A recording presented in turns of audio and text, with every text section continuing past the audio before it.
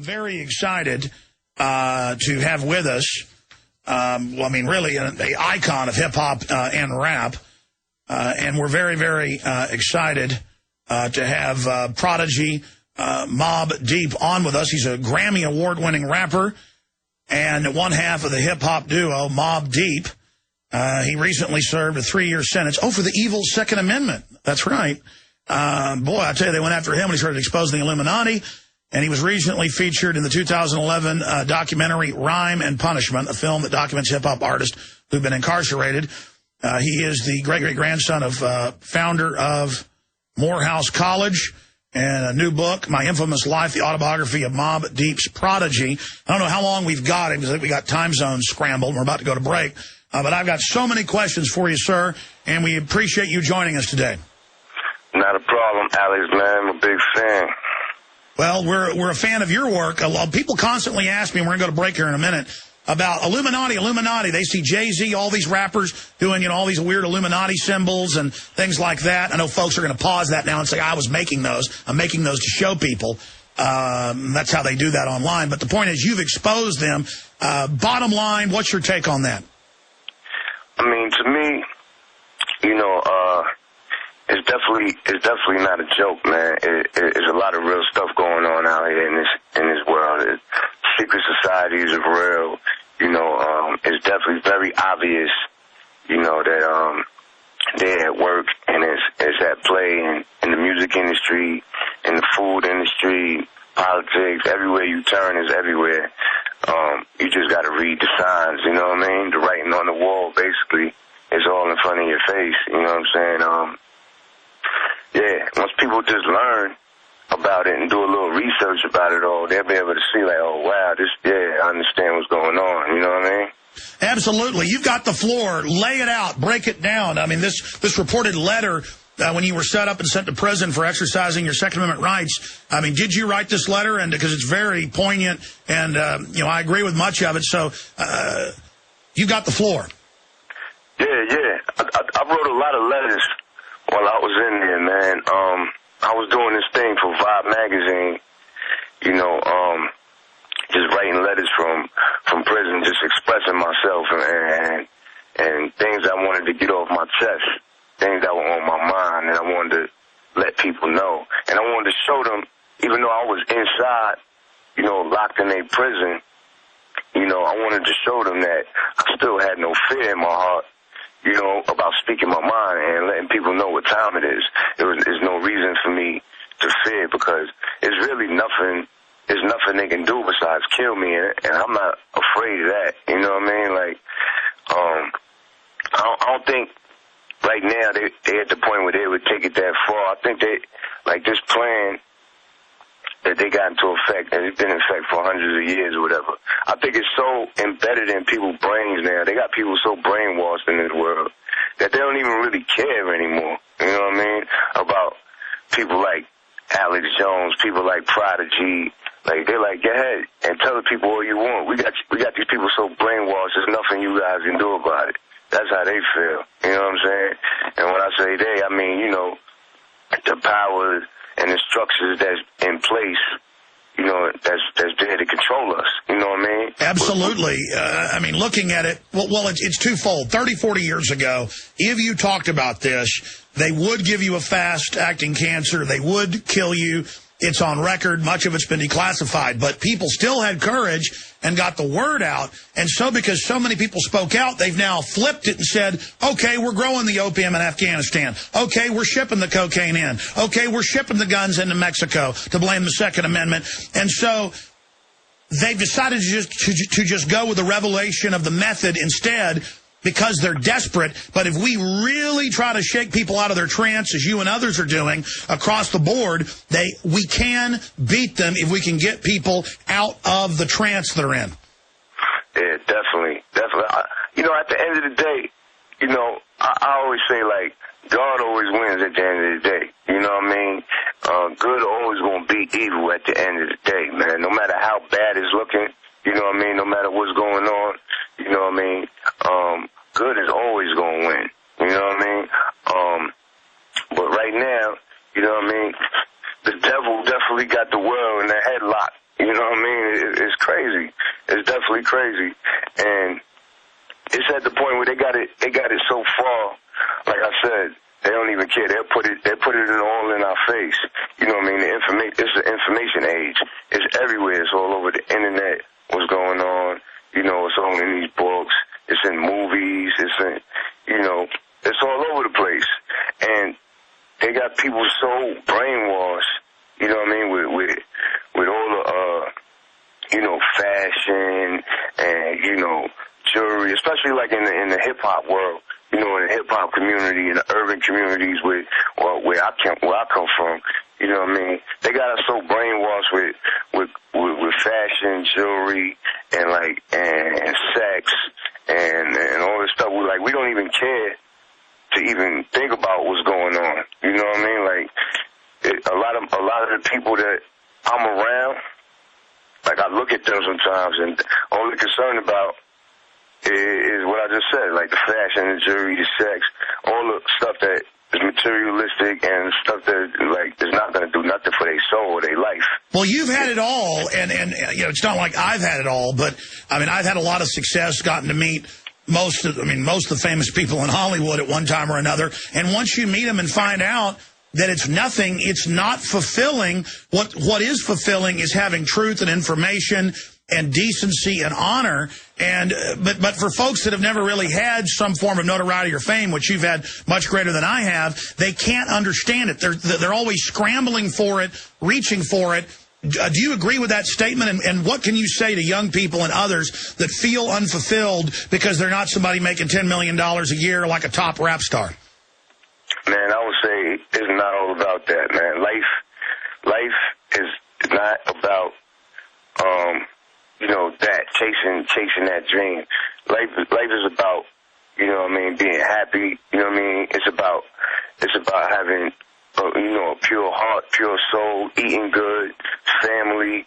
You know what I mean? Yes. Love. You know what I'm saying? Like your relationship with your spouse or whatever. You know, these are the things that life is about, raising your children properly, making sure that, you know, each generation gets better than the last one, you know, smarter and healthier than the last one, all of that. These are the things that life is about. It's not really about chasing all these crazy dreams, you know what I mean? Because, you know, even though people want success, you know, anybody wants to be successful, you know what I mean, in life and have some decent money where you could be comfortable and things like that. But, you know, some people really just take it too far and they get caught up in that whole money and success thing, you know what I mean? Yes, I think it's a hierarchy of needs. Success is great as long as you don't compromise to get it, and as long as the success itself isn't the goal. Success in doing good, success in beautiful art, success in developing things, that's wonderful. The globalists, the controllers, create a false success and set up false icons for us so that we'll chase, basically, it's false idols. Yeah, you're right. That's exactly what it is, you know what I mean? Yeah, man, it's bad, man. It's bad because, you know, I try to reach out and, you know, share the information that I know with a lot of people, you know what I mean? Just stuff that I've read over the years and learned about what's really going on, you know, with this government and what's really going on, you know, in this world and everything, and how we should really be living and taking care of our families and our life. And I try to share a lot of the information with, you know, my friends, my peers, or whatever that I grew up with, or that I'm around a lot.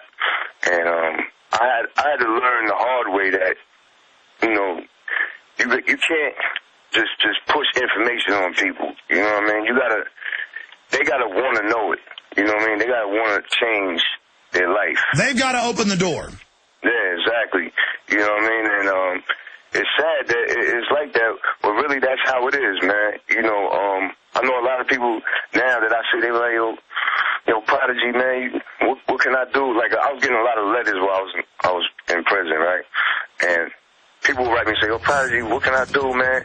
I'm trying to share information with my homeboys and my friends, and they're not listening, they don't care, And I would write them back, like, listen, they gotta want their information, man.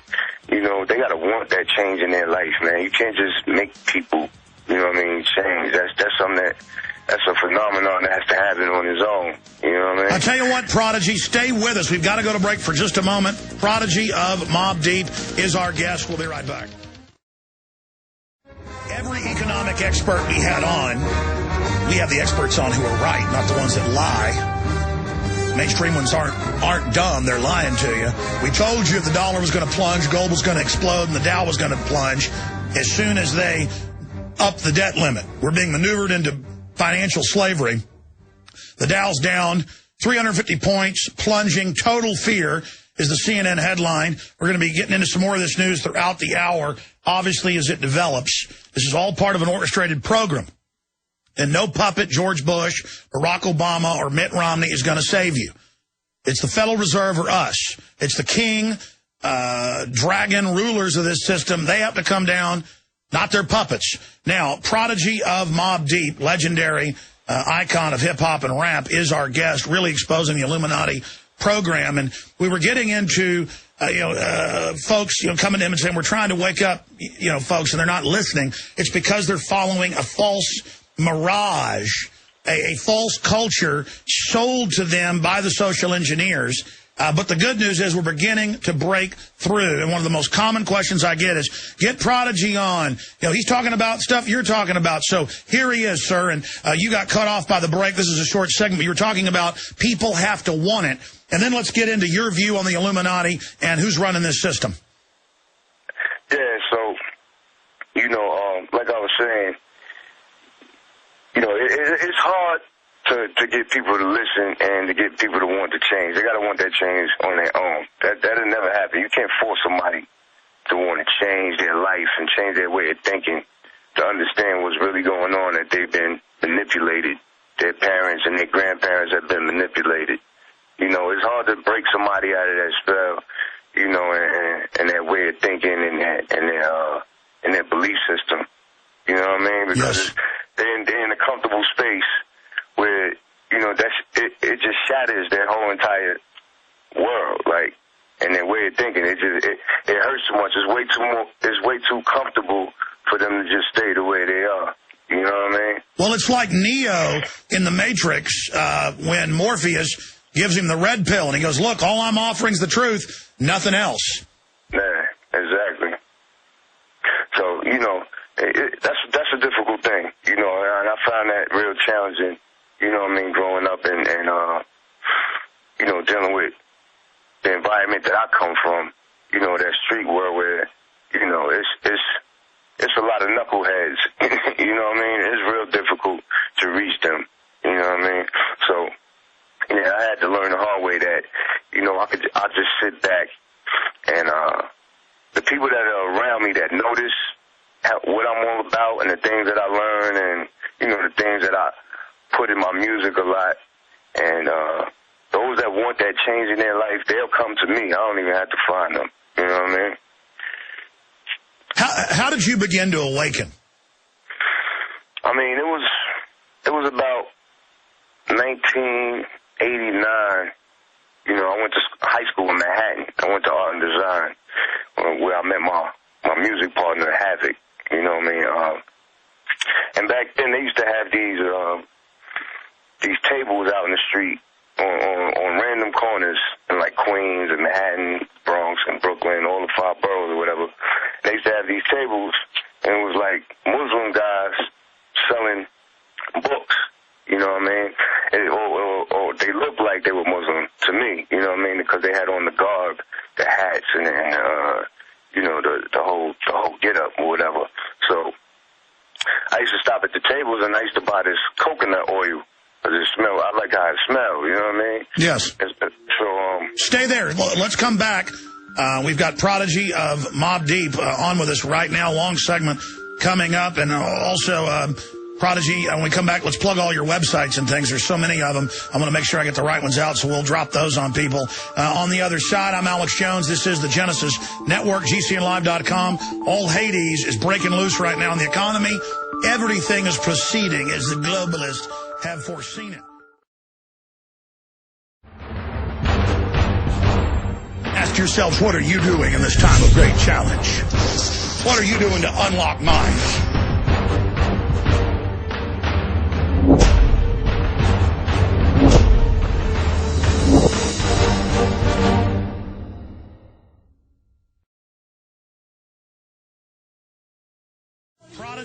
Mobb Deep is our guest for another 45 minutes or so.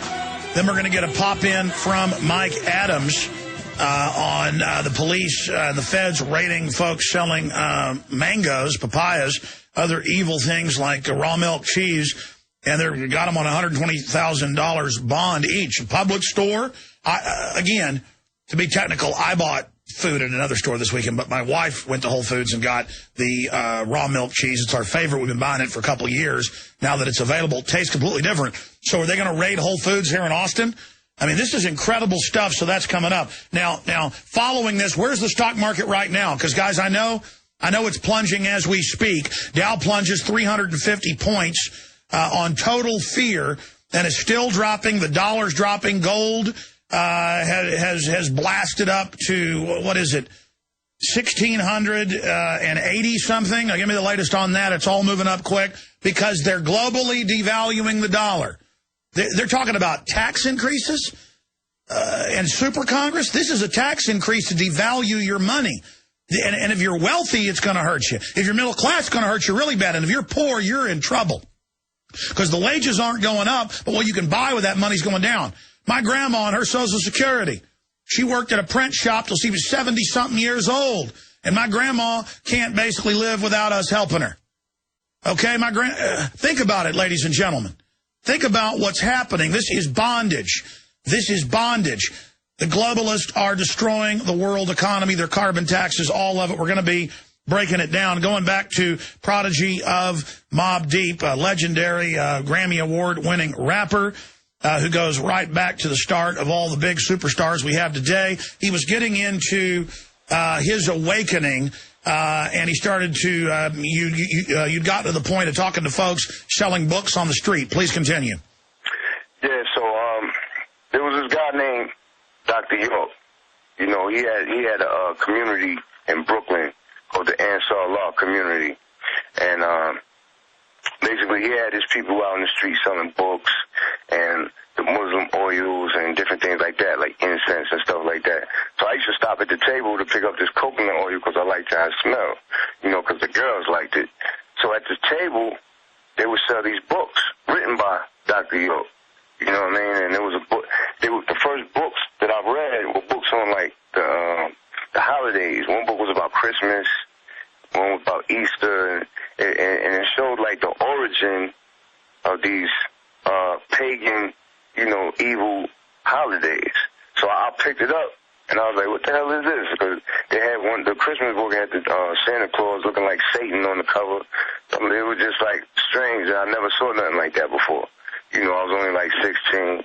So I picked up the book, and I started getting into it, and I started learning who Dr. York is and what he's about and the stuff that he teaches. And then I started reading a lot of his books. And I realized that, you know, this dude was basically teaching, you know, people, especially black people, you know, about our origin and where we come from and how we, you know, we have a great history in this world and how we were, like, basically brainwashed, you know, and soul-washed of all of our history and of who we are and everything. Well, that's right. If you go back to Roman times, no one looked at and said black men were inferior. I mean, that wasn't even, you know, debated or discussed. And you can lay out your historical review. But what really, from my research, you go back 500 years ago, they wanted to start this transatlantic slave trade, and they had indentured servants who were white in Europe, but they said, hey, we can use Bible passages and distort them, dealing with Ham and Cain and Abel, and say that these people deserved to be slaves, and it actually took some selling, but because the sailors themselves from Europe were mainly pressed and slaves on the ships, if you actually research it, I mean, most of them were captured and put on the ships to run them. That's why there were so many people breaking off and becoming pirates, that then they sold that idea, and that really is an idea that didn't exist till, what, 500 years ago? Yeah, exactly. You know, they flipped it in a lot of the Bible, so-called Bible stories and all that, or whatever. So, you know, Dr. York was just putting it out there, you know what I mean, and really exposing it to the world, and sharing the information with everybody and accepting everybody also. No matter what color you are, no matter what race you are, he was teaching that this is information that need to be, that needs to be put out there, needs to be learned, that can help save your soul. When did you start learning about the Illuminati? Because you told me you've seen the Obama deception, the radio show. I said, well, what's your favorite clip? And you said the Bohemian Grove, the David Gergen situation. Yeah. I mean, through his books, through Doc books, that's how I learned about it. That's how I bumped into it. Because, it all coincides with each other. Once you start learning the origin of things and you start learning, the background of things, or what's going on, you're going to stumble on this word Illuminati, and you're going to stumble on, the whole diabolical plan and the whole grand scheme of things of what's happening, you know what I mean? So that's how I bumped into it. And then, later on, years down the line, I started doing research I'm like, this is too unbelievable. The information that I was learning was like too incredible. You know what I mean? So it forces you to do your own research. It forces you, like back then, there wasn't no internet when I was growing up. You know what I mean? So I had to go to the library, you know what I mean, and check books out. That's what I did, the exact same thing. So you've been awake for close to 30 years. Yeah, I mean, I've been learning ever since I was like 16. I've been learning, doing research. So, I'm 36 now. You know what I mean? So that's about, 20 years. You know what I mean? I've been really doing my research, you know what I mean, and studying this whole thing. So I started in the libraries, finding old books and just passing around information that used to get passed around the street, like different VHS videotapes that a lot of the people that I knew in the street life, like a lot of my criminal friends, they weren't all just just dumb criminals running around. A lot of them were very intelligent. You know what I mean? A lot of them... Well, that's the economy, like they say in The Godfather, that for 100 years they've been shipping the illegal contraband into those black neighborhoods to make that the zone where it was acceptable. So people say, oh, look, these people are criminals. Well, the point is that's the economy that was set up there by the system. Exactly. You know what I mean? Exactly. And it's a stereotypical thing that people look at us like, oh, whatever, he's just or whatever, you know what I mean? But anyway, a lot of my friends, you know what I mean, we would pass around information to each other, videotapes of like, I think it was called Illuminati 2000, it was this crazy show that we used to watch, and they had, I forget the guy's names on there. Anthony Hilder? Yeah, exactly. Anthony Hilder, and the other guy with the glasses, Ted Gunderson. Ted Gunderson, he just died over the weekend. Oh, yeah? Yeah. Wow. Well, Jordan Maxwell. Oh, yeah. The guy. They used to be on those tapes a lot with Anthony Hilder. So we used to watch those. We used to pass them around, and this is how we got more into it. We like, damn, I started seeing these tapes. I'm like, hold up.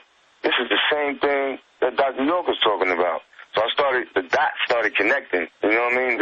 When the internet came around, I would research all the things that I was learning from Hilder, Maxwell, York, and from everybody. Then I bumped into your information, Alex Jones. And I'm like, wow, everybody is saying the same thing. You know what I mean? It got to be real. You know what I mean? And we'll look at Skull and Bones. ABC got footage. They're worshiping Satan, doing mock human sacrifices. Then I go into Bohemian Grove. Here are the Christian conservative leaders and corporate leaders worshiping a big stone owl and bringing male prostitutes in. And people are like, oh, let them have fun. The point is they're not who they say they are out in the public. Yeah, they're doing all this ritualistic murder and rituals on little... they molesting little kids, doing satanic sex rituals. Like, this stuff is really going on in this world. Like, you know what I mean? You got sick people like Jeffrey Dahmer and different people like that. And I believe that it was a different background to it, why he was doing what he was doing. I think it was some ritualistic things going on. Absolutely. They set him up as one of their little ghouls. They always have their Renfields or their Igors who are their minion servants. Then I mean, look, it's now come out in the Chicago Tribune that Halliburton and DynCorp run giant child kidnapping rings. Guess who runs most of the private CPS grabbing? DynCorp. And then they get caught in Europe and Asia running little kidnapping rings. Well, they just do it out in the open here and take your kids, and then you don't know where they go. I mean, it came out in CNN in Florida 5 years ago. Thousands of children missing. And they found a bunch of them dead. Nobody gets in trouble. Just like they're dealing the drugs. I want to talk about that with Prodigy, Mobb Deep on the other side of this break. We'll give you his websites, tell you about his new book as well. Stay with us. Everything is proceeding as I have foreseen.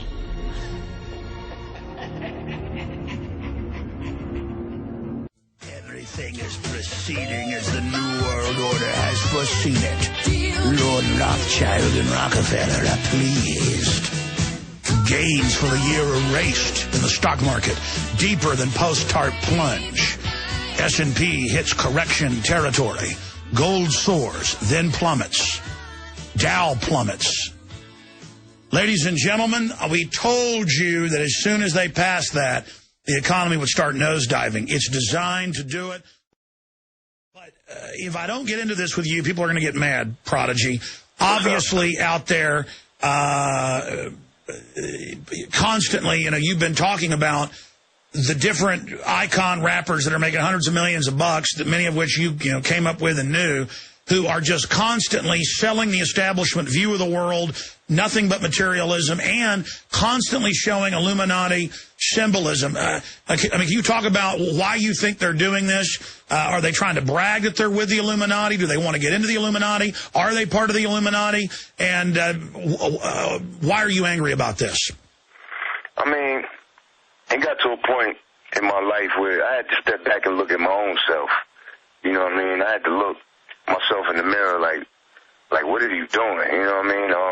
I was promoting a lot of the wrong things, and at the same time, I was putting the information that I was learning through all these books, from you, from, Hilda, from York, and from everybody that I was learning from. I was putting the information in my music. You know what I mean? I was like mixing the medicine with the food. You know what I mean? So they wouldn't be able to really taste it, but it was in there. You know what I mean? No, I got it. You were going with the bling and some of the nomenclature, but it was so basically people would come check out the real message.